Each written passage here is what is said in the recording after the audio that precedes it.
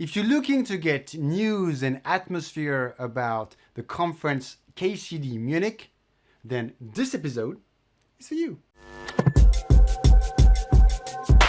Welcome back to the Is It Observable YouTube channel. Today's episode is going to be a bit special. It's going to be related to the conference KCD Munich, where I've been accepted to deliver a talk. So I'm not going to talk about my talk in general.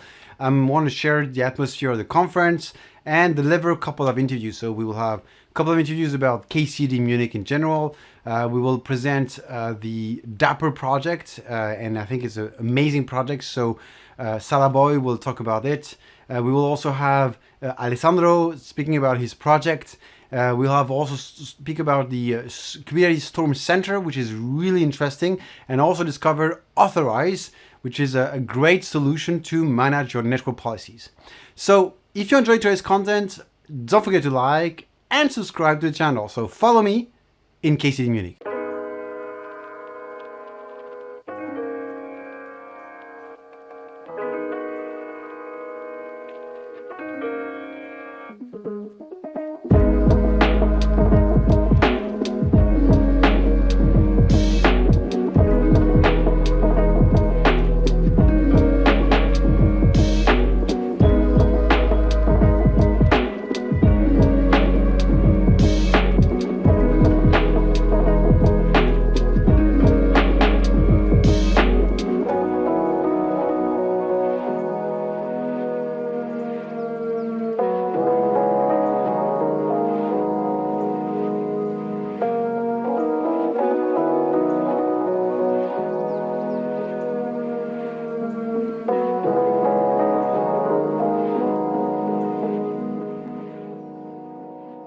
Hi, my name is Nico Meisenzahl. I'm working for the company called WhiteDuck, and I'm one of the organizers of KCD Munich.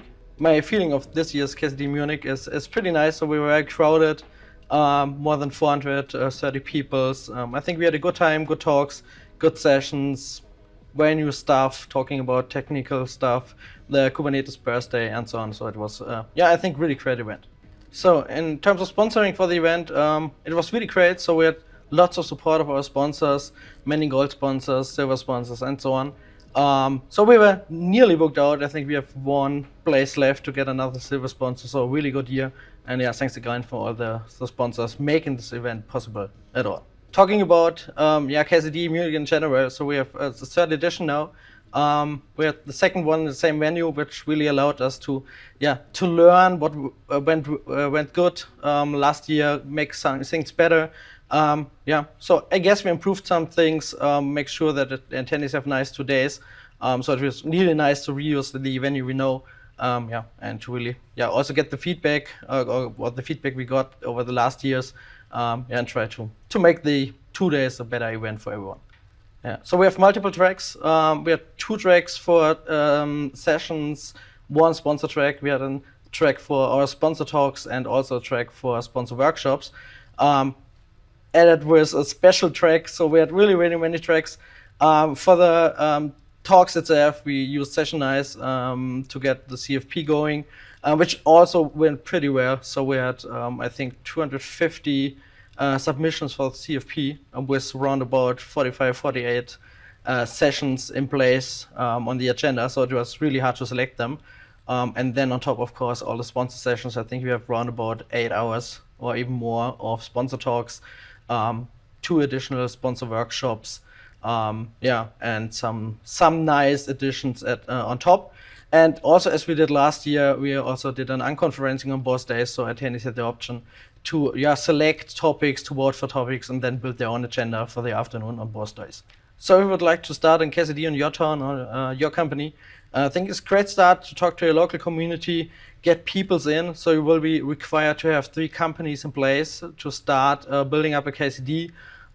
First step would be to go to the GitHub repo of CNCF, creating open up an issue, which really guides you through the process. And it's always a great idea to sync with other KCDs, like we are syncing with Zurich, we are syncing with Austria, to make sure that we are aligned and help each other. So it's really also a community on the organizer side.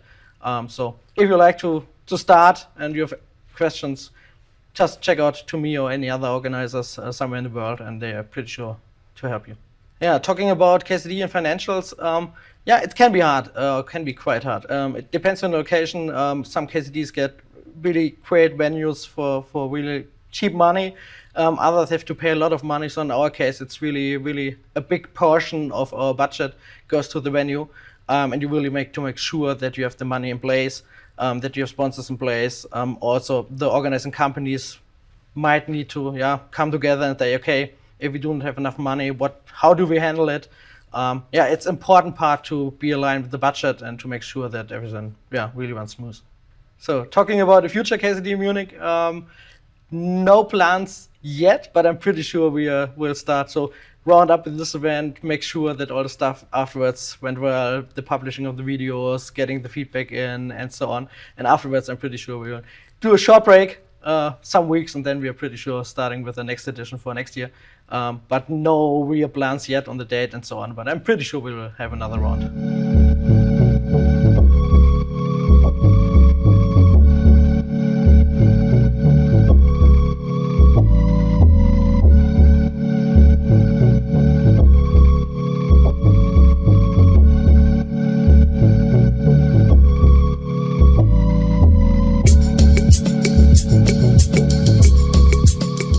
Introduce myself. Hi everyone, my name is Abdel. I'm a cloud developer advocate at Google.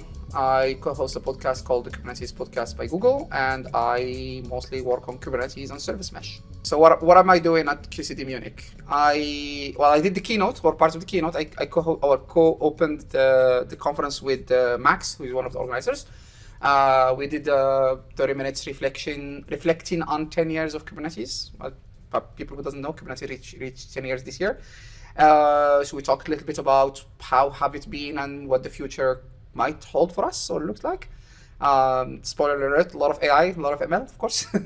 And I attended a couple of talks. One of them was very interesting. There was Tiffany and Matthias who did a hitchhike to observability on Kubernetes, and they talked about observability across the entire kind of stack. Because Kubernetes being a super complex system, you need a lot of things to observe what's going on. And been to other sessions. There was an interesting session about ambient mesh, which is a new architecture in service mesh in Istio specifically. And we've been just chatting with somebody about WebSockets on Kubernetes. I want to go see that talk, but also there's a lot of interesting discussions there. And I'm holding a workshop tomorrow, which will be about Istio, but the old school Istio, so the sidecar-based Istio, not the sidecar-less. So the question is, with ambient mesh, do you lose observability, and how can you compensate for that? So you do, yes and no, lose observability depending on how do you use ambient mesh. But just to recap what ambient mesh is, it's a new architecture in Istio, which removes sidecars and splits the functionalities that used to be in the sidecar, which is Envoy, into two different layers.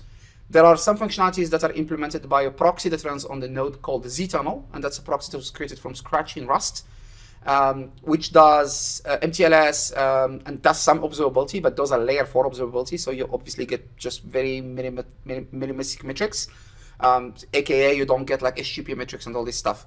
If you deploy the waypoint proxy, which is a namespace-based proxy for doing L7 stuff, so L7 policies, etc., then you gain back all these lost proxies. So you obviously have a different way of doing it. I'm not sure 100% if like all the metrics that you get out of the sidecars are exactly similar or exactly exist in the sidecarless mode. But like the one of the main questions I always ask people is like, what are those metrics that you lose? Do you actually need them? So one common problem in the observability space, and I'm not a specialist, I'm just somebody who listens a lot to what happens. One common problem that people have in the observability space is like, what's the right amount of data you want to collect? And how do you make sure that your observability stack is not gonna end up costing you too much money because you're just collecting data you're not using, right? So I think that if people are gonna switch to ambient mesh, which by the way, it's beta since Istio 1.22, so it's still not production ready, but you know, you can use it, you can play with it. I think it's important for people to like be kind of more mindful and be more like be mindful of what are the stuff they're collecting and ask themselves the question, do we actually need these things, right? And there are other ways. I mean, you could replace, well, no, for network observability, probably not. But you can like if you have a metric that you don't have in the ambient mesh, maybe you can get it at the application layer using something like OTel, OpenTelemetry agents. So there are kind of ways around it, I would say. Gateway API, one of my favorite topics, or least favorite topics, depending on how do you ask. And like, you know what's even more confusing is the fact that actually there is this thing called the Gamma initiative, which is inside the Gateway API project. The Gateway API is such an interesting project that it's set up as its own SIG, special interest group. So Kubernetes, the project is split into these things called SIG, special interest groups. And they decided that for the Gateway API, it's going to be its independent special interest group because it's so big and there is so much complexity going on there. And then they created something called the Gamma initiative. I don't remember what it stands for, but essentially it's a way for allowing other projects to leverage the Gateway API. Because eventually the Gateway API will become default in Kubernetes. So if you already build integration toward it, then you can just leverage those existing objects. And one of those consumers, if you want, is Istio. So Istio is actually switching or trying to switch from Istio specific custom resource definition, CRD, so virtual services and destination rules and all this stuff, and replace them with the Gateway API, HTTP route, TCP route, SSL route, and all this stuff, right? And that's because if you really look at, for example, what the Gateway API is trying to do with an HTTP route, they're trying to build into the HTTP route some native capabilities for doing canary deployments, for doing blue-green, and that's kind of big part of the use cases for Istio, right? So eventually you will just use one API to handle both north-south, which is what the Gateway API was created to do, but east-west traffic, right? Inside the mesh. So the Gateway API itself is GA. So the API as in the API in Kubernetes. So the Gateway API, the Gateway class, the HTTP route, and the TCP route, all these 4 objects are GA. And interestingly enough, they're not actually following the same release cycle of Kubernetes APIs because Kubernetes APIs follow the alpha, beta, GA. But the Gateway API, they just have stable and experimental, and that's it. Like if you are in stable channel, you only have the GA APIs. If you're in the experimental channel, you have all the ones that are not GA yet. For those very basic objects, it's very stable. It's very mature. The challenge that people might have is if they're using a cloud provider, that cloud provider might not have the integration for it, right? Because you still, having the API is one thing, but then you have to have the thing that integrates the API with whatever version of Kubernetes you are running.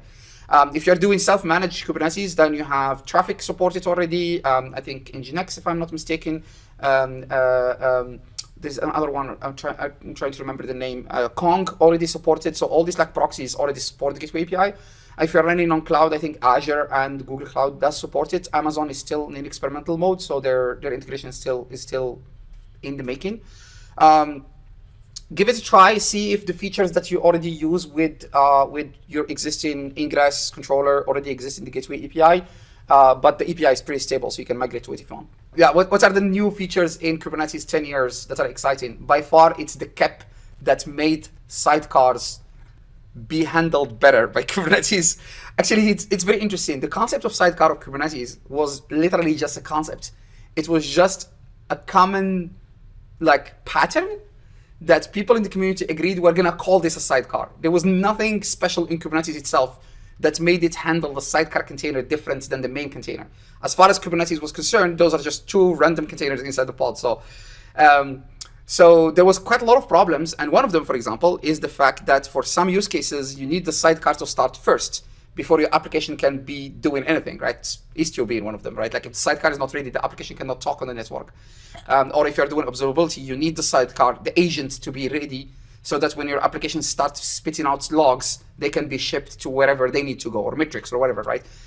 So there was a KEP that took, I think it was the most liked KEP in the history of Kubernetes, like the most interacted with, the emojis in GitHub. That actually made, so basically what they did is that they added a field to the sidecar, to the container, which restart policy always, and if you set it to always, then it's handled as a sidecar. It's not handled as a, so it makes Kubernetes handle that slightly better. This is one of them. The Gateway API is definitely a big one. It started in 2019, and I am super excited to see how that project evolves.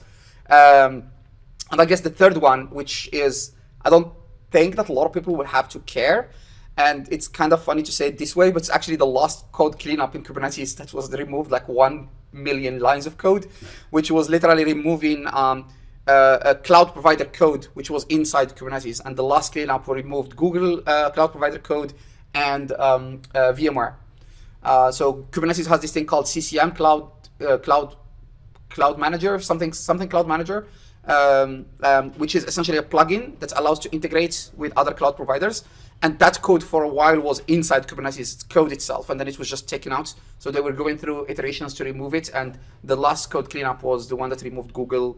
That doesn't mean that Kubernetes doesn't work on Google anymore. It just means that if you're doing self-managed Kubernetes on top of Google and you need to integrate with some Google APIs, you will have to install Kubernetes and then install the plugin. Where can you follow? Go follow the Kubernetes podcast by Google. You can literally find it on all the podcasting platforms. And we're coming up with some really cool stuff. We did a 10 years anniversary special for Kubernetes itself. We interviewed quite a lot of cool people. We put out our longest episode ever, which was like 1 hour, 47 minutes, just because the conversations were so good that we didn't want to cut anything out of that episode. And there will be more stuff coming. And you can follow me on Twitter. It's Bored Abdel, like literally bored, as in I am bored, Abdel, ABDEL. And Kathleen Fields is my co-host. And yeah, and then we have a YouTube channel. If you are using Google Cloud, we have a YouTube channel called Container Bytes, and we publish specific GKE stuff there.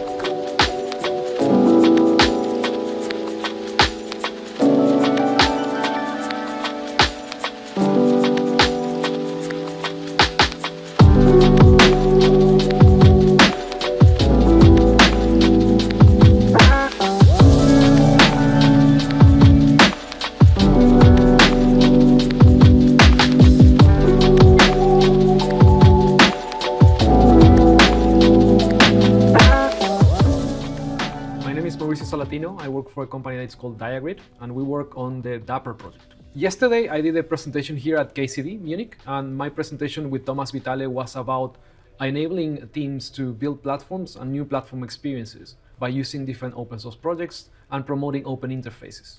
So in our presentation with Thomas, we showed a bunch of different tools, and we tried to show people how they can adopt these tools to build different platform experiences. And between those tools, we mentioned Knative, we mentioned build packs, we mentioned service bindings, we mentioned the Dapper project, and we also mentioned Crossplane, I think, yes. So the Dapper project is a CNCF project that was donated to CNCF in 2021, I think, if I remember correctly. And it stands for Distributed Application Runtime. And what it does, it provides some APIs that developers can use to abstract away infrastructure and cloud-native best practices. The idea here is to enable developers to consume an API that they can use across environments. And then when you're running these applications in different environments, you can connect these APIs to different providers. These providers will be managed services or software like databases or message brokers that you are running on your own. So the Dapper project covers different technologies and different approaches, different components, and it's focused on what applications mostly do most of the time, which is like saving or retrieving data or exchanging messages in an asynchronous way or reading secrets or configurations from configuration stores or even calling different services and implementing kind of like resiliency policies. I think that it's important to recognize that Dapper will not solve all the problems that you might have in a cloud-native application, but it will help you to get like further into that without pushing teams to learn about all these complex details. Yeah, so in order to use Dapper nowadays, it's quite common to see Dapper complementing all the platform engineering movement because Dapper, it's like a Kubernetes extension. So if you're already providing Kubernetes clusters to your teams, installing Dapper into these clusters will enable them to basically build their applications in a simple way, consuming the Dapper APIs. I think that you will see that there is a lot of discussion about like which tools do you choose for your platforms, and Dapper is one other tool that you can use if you want to enable teams to go faster. If you are trying to change different implementations, so the idea of the Dapper APIs is that you will have these APIs no matter on which environment are you running and which components are you using as backend implementations, right? And the idea here is that you can move the application, from one cloud provider to another, but the Dapper APIs will remain the same. So you don't need to change your applications.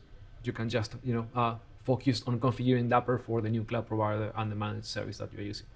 Dapper, when we talk about like multi-cluster and Dapper, you usually will need to configure Dapper like in every cluster.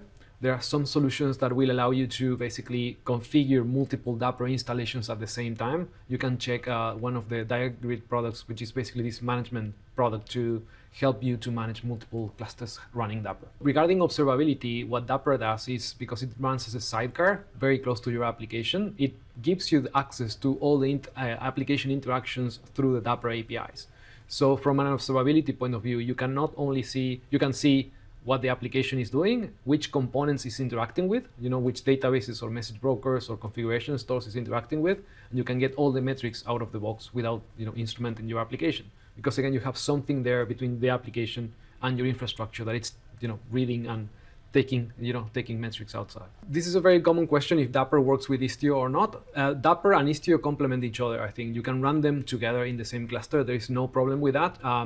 You will just need to configure Dapper in a way so Dapper doesn't do MTLS, and you let something like Istio to do MTLS and more the networking side of things. Dapper doesn't do any traffic splitting like Istio does, so maybe you want to do some traffic splitting and then use the Dapper APIs, and then you can combine them together. There is nothing stopping you to use one or the other or both at the same time. What's coming in the Dapper community is the 1.14 release that it's coming soon now in July, I think, and that will contain a lot of new provider implementations and new mechanisms that we're building on top of the basic building blocks. Now we will have a scheduler API for distributed cron jobs. The idea here is that when you're using Dapper, you don't need to research how do you do distributed cron jobs, for applications. This is application level cron jobs. In your applications using different libraries or using different infrastructure, you will use like the Dapper APIs, and Dapper will sort that out for you. There are some improvements also on the workflow APIs, which is like durable executions when you want to orchestrate log running processes.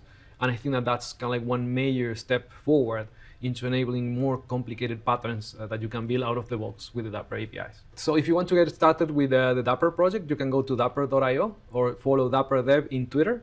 And also Dapper has a very popular Discord server. So check the website and just try to join the community there. There is a lot of work to be done there in the project. So if you want to contribute to an open source project, please get in touch.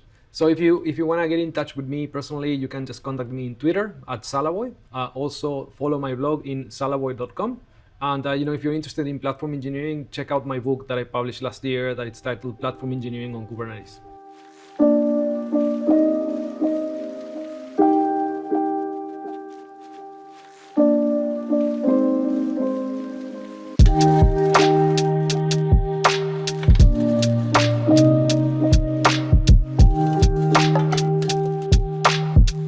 Vitale. I'm a software engineer. I work at a software company in Denmark called Systematic. I'm a big supporter of open source technologies and contribute as much as I can both in the Java space and in the cloud native ecosystem. At KCD Munich, I gave a presentation together with Mauricio Salatino. We talked about building platforms based on open interfaces. We introduced several tools from the CNCF ecosystem. And in particular, we focused on the developer experience. So offering developers a great experience, supporting them in application development tasks without exposing all the complexity and all the details of an internal platform based on Kubernetes. One of the tools we mentioned with Mauricio is Dapper. I collaborated with Mauricio on integrating Dapper better with the Java ecosystem, working a lot with Java. We identified some ways to make the Dapper integrations feel more natural for Java developers, in particular in regard to the Spring framework, so that using the common APIs and common patterns that developers are already familiar with, they can get advantage of all the Dapper additional features. So combining both the special needs for developers, but also simplifying the job for platform engineers that can control integrations with different services through this common API provided by Dapper. Both Mauricio and I focused a lot on developer experience and in particular bringing in the developer perspective when it comes to cloud native technologies. So I'm really happy that together also with Daniel O, we are co-chairs now of a brand new working group within the CNCF. We are part of the Tag App Delivery, and this new working group is all focused on application development. So we hope to get developers closer to the cloud native ecosystem and complementing all the discussions around platform engineers to have really a fresh perspective from developers, helping them on board with some technologies that are already part of the CNCF ecosystem and addressing the specific needs of developers within this context. So as a first task that we are working on in this new working group, we want to identify, starting from the CNCF ecosystem, all the projects that are graduated or incubating, and in the future also sandbox projects that can help developers, particularly as part of the local development workflow. So all the tools that can help, for example, building container images like Cloud Native build packs, or Dapper providing these runtime APIs integrating with different services, and other tools that can support developers in this local development workflow. So we want to categorize them. We want to provide some taxonomy that we can use also in the future to onboard even more projects and give more guidance to developers, identifying what tools are available for the specific task in their daily job, building new features, fixing bugs, and interacting with cloud native technologies in a better way. So this new working group covers all the tasks that the developers go through as part of a local development workflow. So that includes coding, includes testing, include building artifacts, and iterating through these steps, so establishing this continuous development loop. But the tag app delivery covers more areas. There is a working group dedicated to platform engineering. There is one focused on artifacts. And overall, the tag tries to address all the different activities that go into building software using cloud native technologies, delivering that software, and keep it running in production. The tag app delivery has a website. It's tag-app-delivery.cncf.io. So there you can find all the information about all the working groups, all the deliverables, and all the contact information. You can also find us on Slack, the CNCF Slack. You can find us in the channel WG-app-development.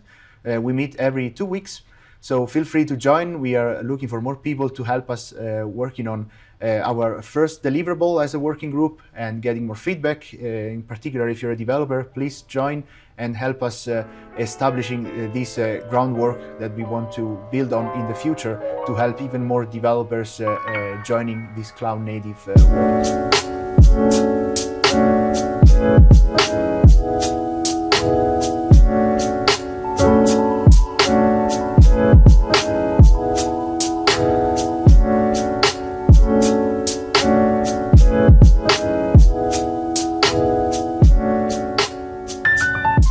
My name is Pini Reznik. I'm in software development since end of 90s, and I have done all kind of cloud native stuff since before cloud native existed. I was co-founder in Container Solutions and now working on a company called Cinq, which is green software product or consulting company. So today I was talking in KCD Munich about green software, or how to go green and how to reduce the waste. So the main idea is that we have to reduce the emissions because the climate is changing, and the IT industry is already taking 4% and on the way to take 14% of the worldwide global emissions. And in the same time, we need to double or quadruple, even 10-fold increase the IT services in the next 2 decades.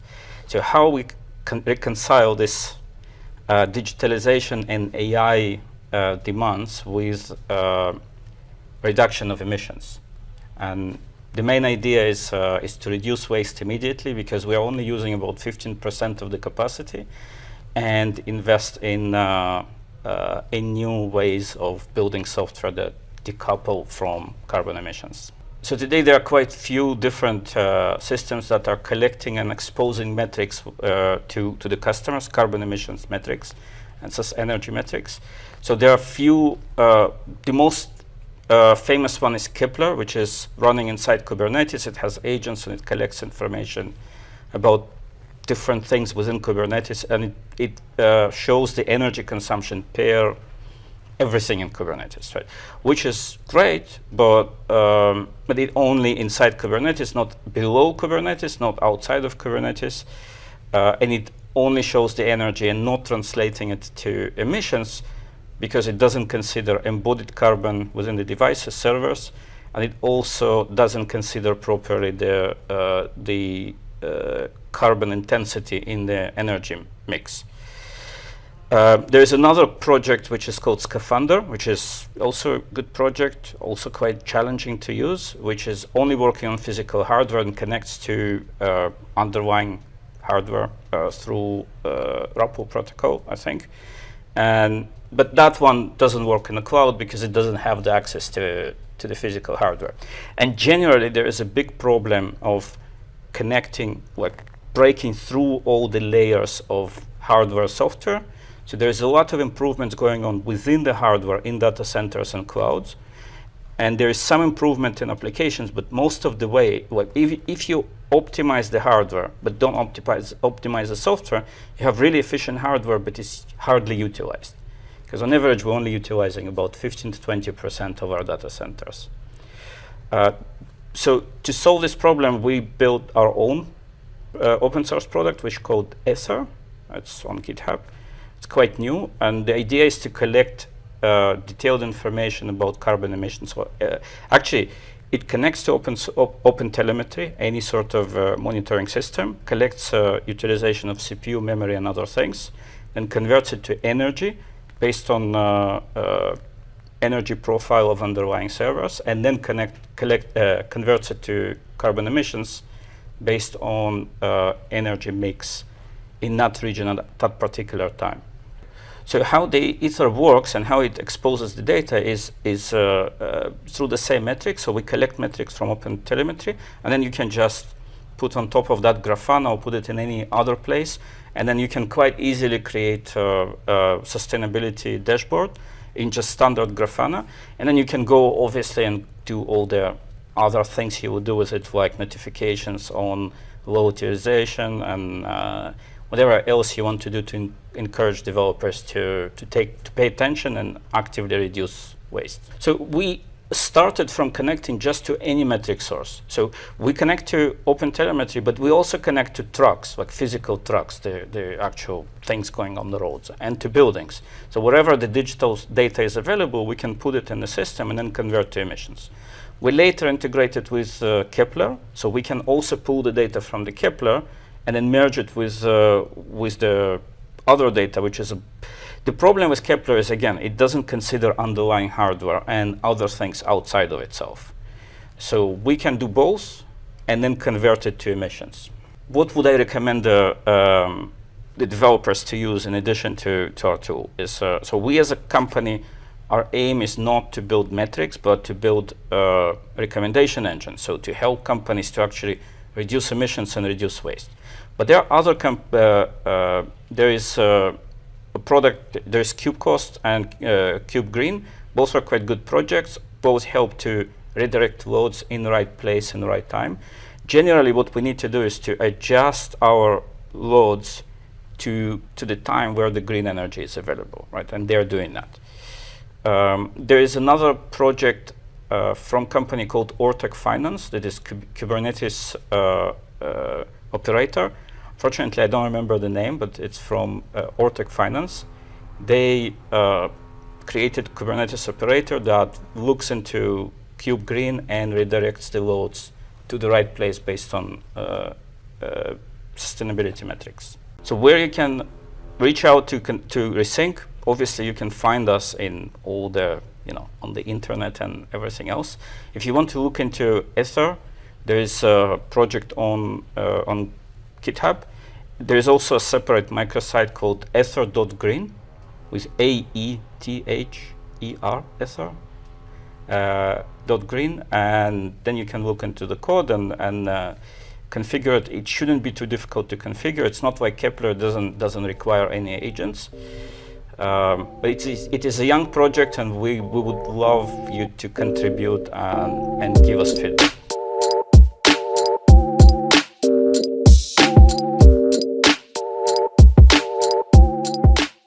I'm Alessandro. I'm a CNCF ambassador. I'm Italian. I live in Amsterdam for 20 years now. Since 7, I organized the Dutch Kubernetes meetup, and that's why I have a prominent role or a leadership role in the community in my town, in my country. I've been around KCDs since the beginning. I have actually a slide of the very first one in Amsterdam, 2019.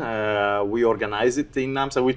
We took the ball rolling, taking the first initiative to start the KCDs, the Kubernetes Community Days, and it was kind of crazy, but look at this now, 34 around the world, very proud of it.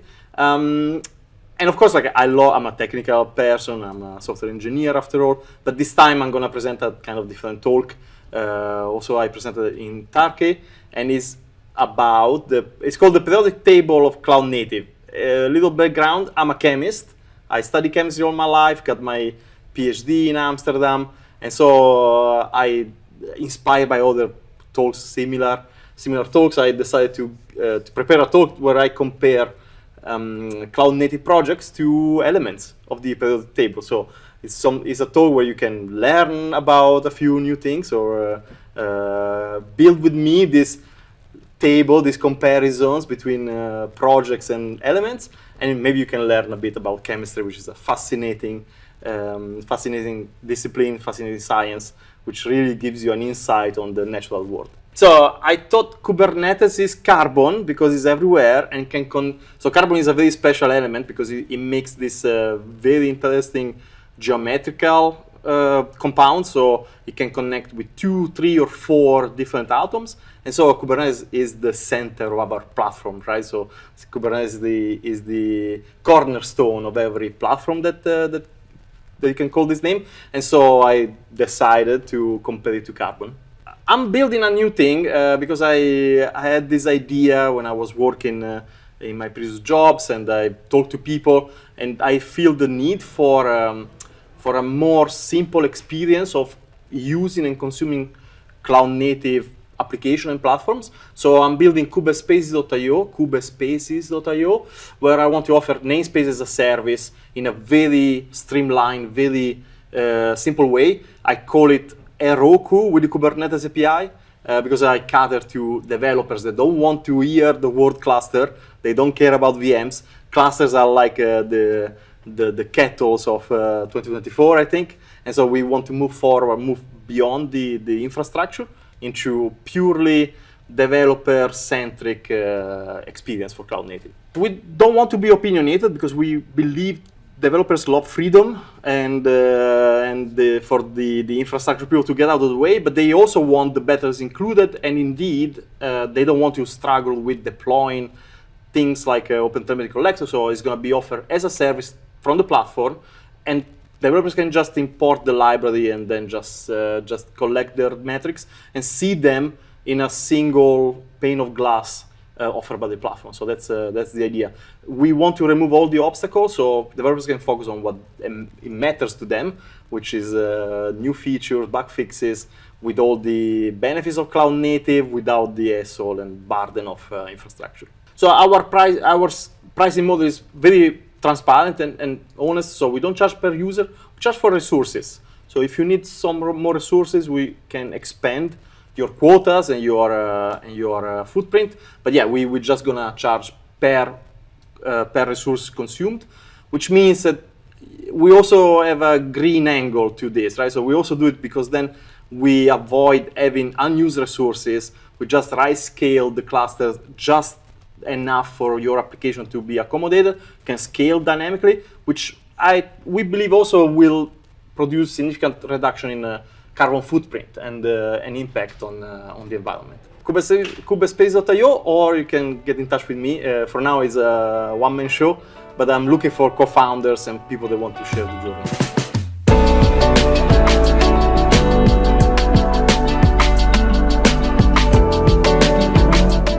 Hi, my name is Netanel Bollag and I'm a software engineer in Otterize.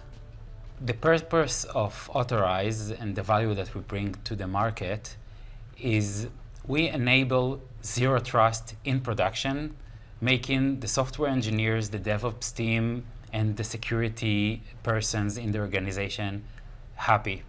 We help companies avoid scream ops, which means let's try it, wait for someone to scream, and then fix it. We enable you to simply declare in human understandable language what your applications intends to do, which APIs do you want to call, which microservices in your database you want to access, and we just make everything else transparent, and we configure the access policies for you. It can be either network policies or IAM roles required. We will configure the minimum privileged access in the database, so each component in your backend will access only what it's intended to do, making sure there are no unintended calls, and we actually also help you comply to any regulation your software needs to obey. How do we make this configuration possible? We sniff the real traffic in your cluster. We propose you the intents that we see based on the real traffic, and you just need to approve the pull request in GitHub to allow this traffic, or maybe you should reconsider it and deny it. So what is required to deploy Otterize in your cluster? We have Kubernetes operators running in the cluster, sniffing the traffic, and generated the required policy from the intents that you declare. We also have a SaaS offering, enable you a more production convenience to get alerts into your Slack channels, or to automate the GitHub pull request required. But the base of the solution is open source. We sniff the traffic in the cluster based on multiple protocols. We sniff the TCP and open sockets that your application runs. We can also see through IAM Live access to AWS. Istio will also help us to understand the layer 7 access in your cluster. So we basically, our approach is whenever you have, we will adapt and integrate with the service mesh any policy provider that you use to sniff the traffic and to generate the policies. Which type of objects can we modify? We work with multiple technologies. We work with network policies, Istio, Linkerd, Kafka ACLs, Postgres, MySQL ACLs, AWS, GCP. Whenever you have, we're there. The open source version of Otterize allow you to sniff the traffic in your cluster and to generate policies. You can do it in production. You don't need anything from us. You don't need to sign any deal with us. Just do it. Whenever you feel ready to deploy it, if you want stuff like multiple cluster visibility, so you'll be able to see traffic between cluster, maintain multiple cloud providers, or get automated pull requests or Slack messages, that's the point when you will need the commercial version of Otterize.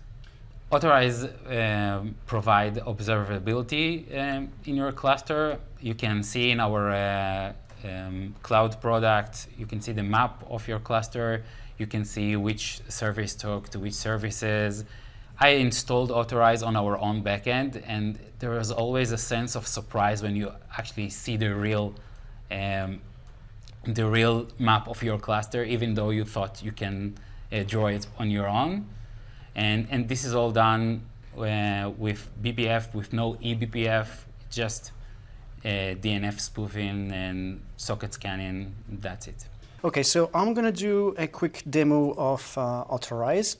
So the first thing you can notice on the screen here, on the upper parts, you have a dedicated namespace for Otterize where we install all of our operators.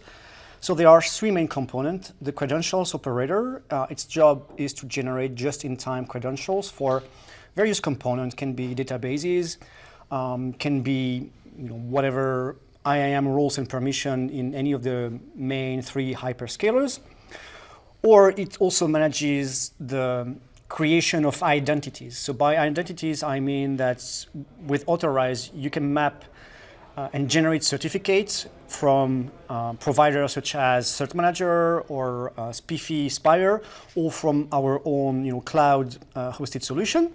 And then we can simply enable MTLS for every other of the components.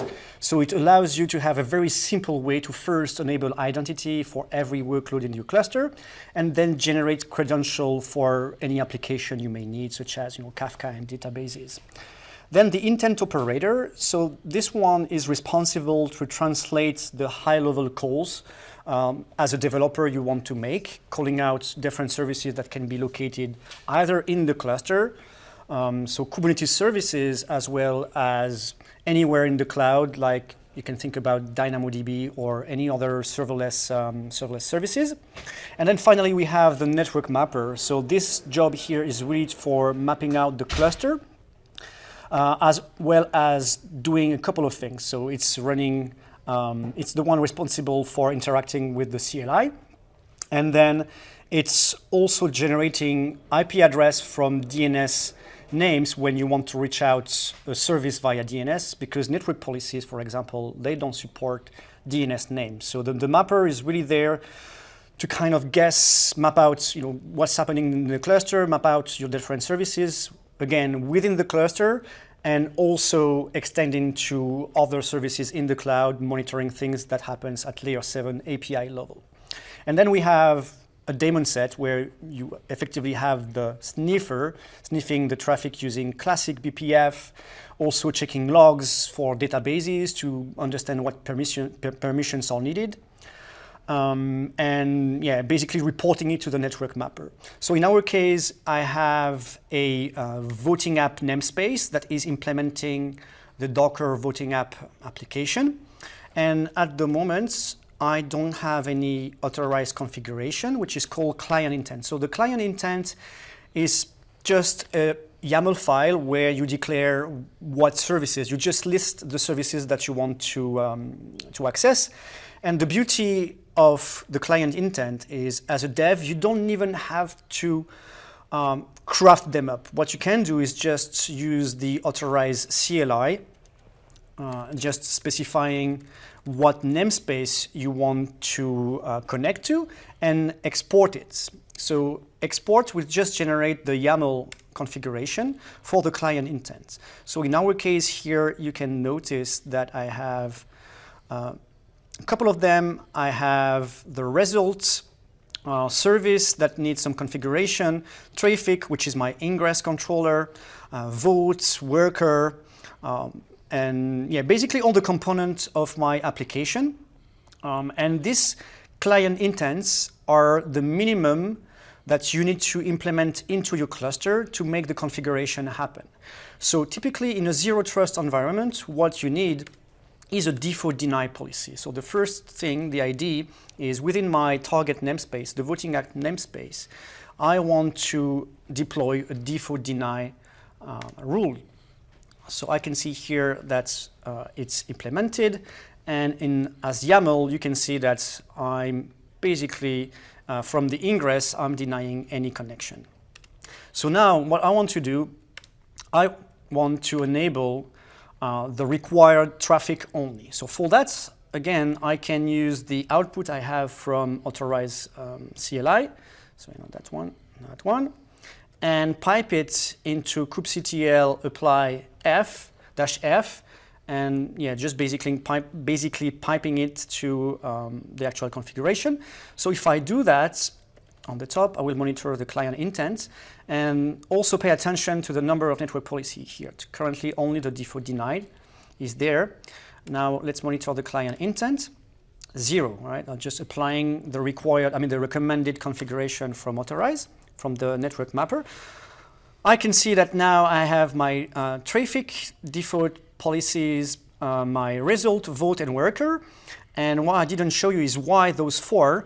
It's because if you go back to the network mapper and then just visualize as a PNG file, you can also just open it and you can see the expected traffic. So we can see here that we have traffic, because traffic is acting as a client that needs to talk to results, that needs to talk to votes. This is why we have vote and result.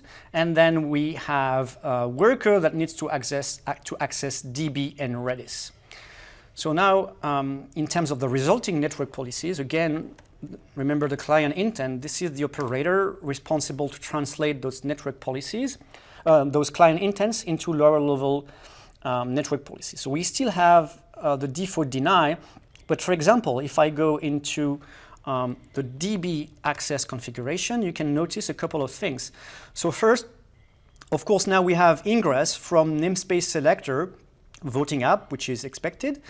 I want to select, so this is basically the policy itself is applied within the voting app namespace, but now I want to describe the sources, so the clients that need to access the databases. So you can notice here the match label for this source is access to DB is true.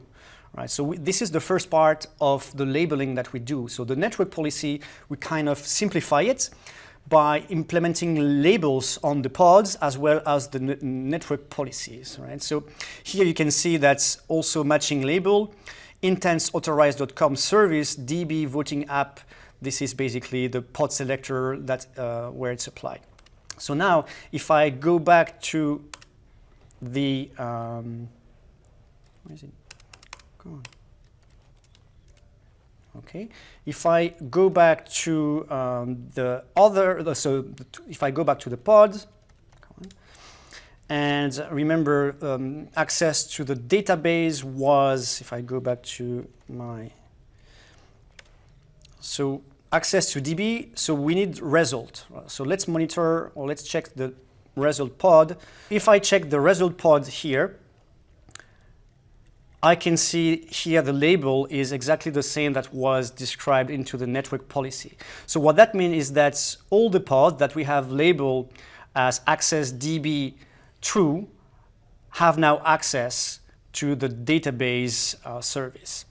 So we are not relying on Kubernetes implemented label, it's just that we are labeling everything ourselves. So here you are on a GitHub repository where you have our intents operator, network mapper, and then the credentials operator. All of them are open source, and you can easily contribute to it just opening pull requests. And we have a couple of other projects. Of course, there is the Otterize CLI, as well as the Helm charts, and all what you can find on our doc website is also hosted there. The only part that obviously we don't share is the cloud repo, but the cloud itself doesn't implement anything special. It's just a front end and a database that's kind of store the information from your cluster. So the cluster is reporting data to Otterize Cloud in your own tenant, and then the visibility will be a bit different. So here is the example of the same application. So you can see here it's better than the PNG file or JPEG file, and you can also see, like the different calls that are made to domain, and you can also check various internet calls that are done. So, for example, here you can see that traffic is calling out this IP address as a server, so it's basically being called, and so if you also have extra internet DNS names that are accessed by a pod, for example, maybe reaching out to an attacker website, this will be displayed there, client internet, and you will see like a new IP address as well as the domain name. So if you see something weird here, you know that something not right is happening into your cluster.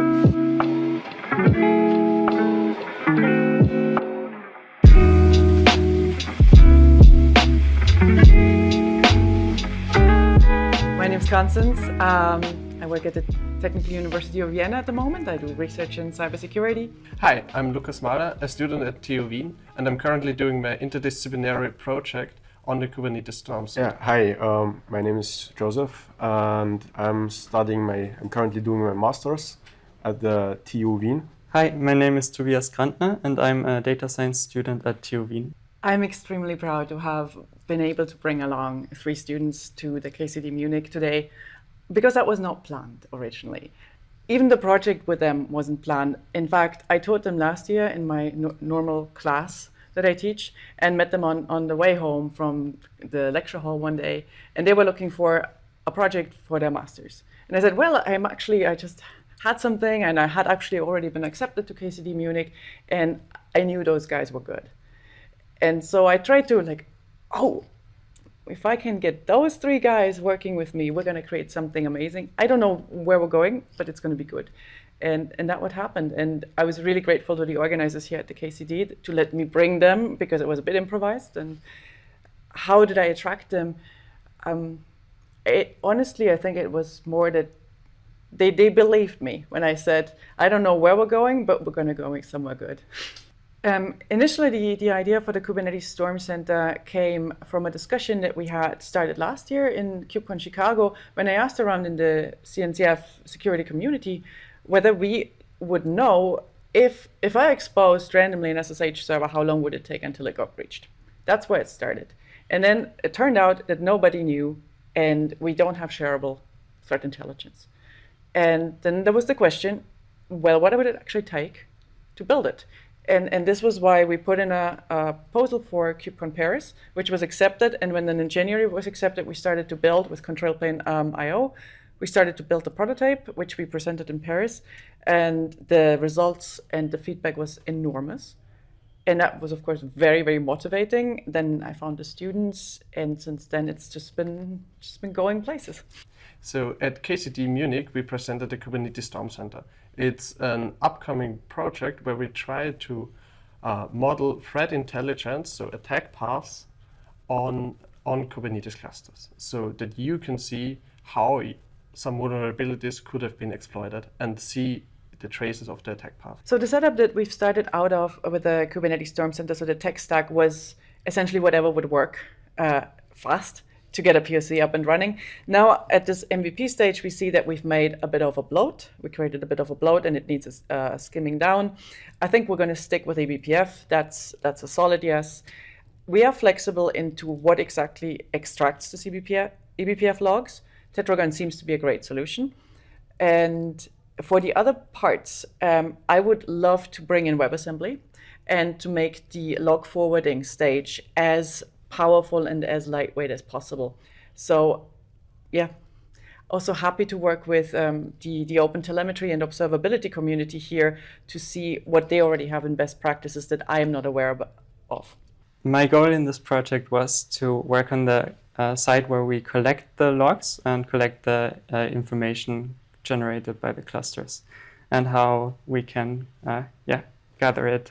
Left out a lot of details in the talk, but first of all, we get the event logs from Tetragon, and we use Red Panda to route them using messaging queues. And we actually do some log volume reduction, if I may put it like that.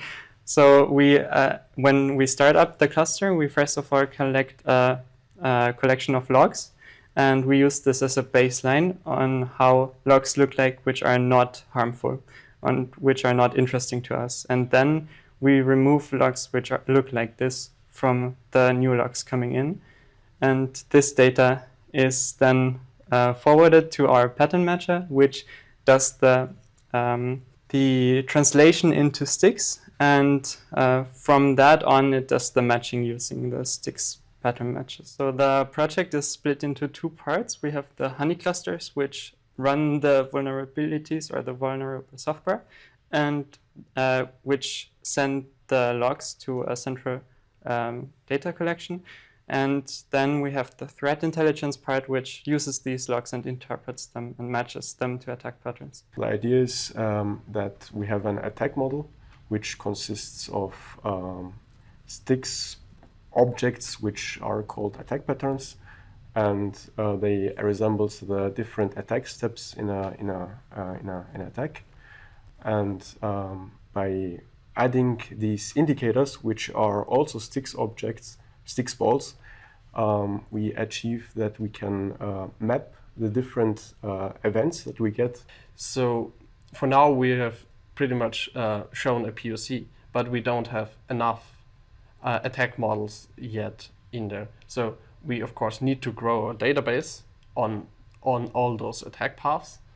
And we will set it up in a bigger way so that if the community runs some Kubernetes clusters as well, some honey clusters, that we also get the information in one central database that anyone can look at it and see, okay, those attacks are currently happening. We, at the moment, for the Kubernetes Storm Center to grow from this point onwards, something is really friendly feedback. People in the Kubernetes security space, they can tell us, is our architecture too bloated? They can help us simplify from a purely technical standpoint to make it more lightweight and also to harden it, the product itself. And on the other side, to have placements in real life companies or real life scenarios where we don't have to mock it up, but we will get attacked by real attackers to also see, a critical test. It's always been a thought of as a CNCF project, and we're thinking about incubating it. Given that we're somewhere 12 weeks into the implementation, all of this is a bit on the future side. But now I think we are reaching MVP level. We really have to think about licensing. How do we incubate it? What plans do we have? What sponsorships and some legal concerns, all of this. So our project, the Kubernetes Storm Center, is currently to be found on GitHub. It has a main landing page where we have a Slack invite for a public Slack to join. We have office hours every Friday where anybody is happy to join. We do have a couple of private channels if we're talking about actual vulnerabilities or data, or somebody is concerned about any incidents. So please be careful there. And otherwise, we don't have contributing guidelines yet, but we're more than happy for also there are open issues. So from anything security to documentation to testing to engineering, also a way to contribute if you're the shy person. That's it for today's episode related to the conference KCD Munich. First of all, I think the conference is amazing. The venue is fantastic, great place to network. You can listen to great talks. There's so many sessions. So if you are in July in Europe or you're living in Germany, just go to KCD Munich. I think it's a fantastic organizations. The agenda, the speaking and everything is just perfect. I really like the Dapper project. I think it's resolved a lot of complexity when we deal with external services, with API, or simply with a database. So I'm really looking to probably create an episode about Dapper in the future. I'm also very surprised by the work that Constanze has produced with the Kubernetes Storm Center and the commitments from the 3 students. I think they did a pretty interesting POCs where they collect the logs from Tetragon. They use Vector as of now, and then they process, they store it, and then they're able to detect a threads model by using regex. So I think it's a really interesting project, and I think if everyone contributes back to this project, we will have like a public database of threat detection analytics, and that will be useful for all the projects. Very interesting, and I think it deserves to be promoted so everyone is aware of this project. It is really, really interesting in general from a security perspective. If you enjoyed today's content, don't forget to like and subscribe to the channel. So see you soon for another episode. Bye.